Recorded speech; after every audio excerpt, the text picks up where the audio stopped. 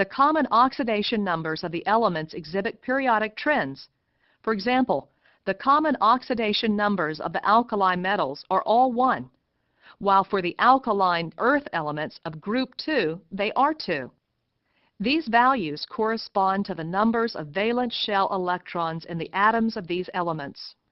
As we move from left to right across a given row, the maximum oxidation number observed increases regularly to +7 at manganese.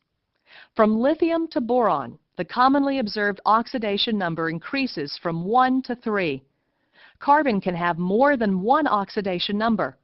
For example, -4 in a covalent compound such as methane, CH4, +2 in a compound such as carbon monoxide, or +4 in a compound such as carbon dioxide.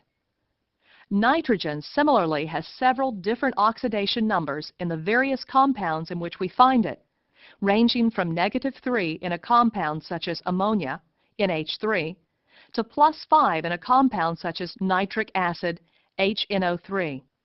The more electronegative elements, oxygen and fluorine, show only negative oxidation numbers in their commonly observed compounds. The elements of the third row of the table show a similar variation in oxidation numbers. Notice that the most positive oxidation number observed for each element increases steadily in moving from sodium to chlorine. Notice that chlorine and sulfur have positive oxidation numbers. These occur in oxides and fluorides of these elements, because chlorine and sulfur are less electronegative than oxygen and fluorine. In the fourth row of the table, we encounter the first transition metal series.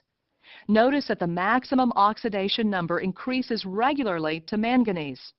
As we move beyond manganese, the most common oxidation states for the transition metals are +2 and +3.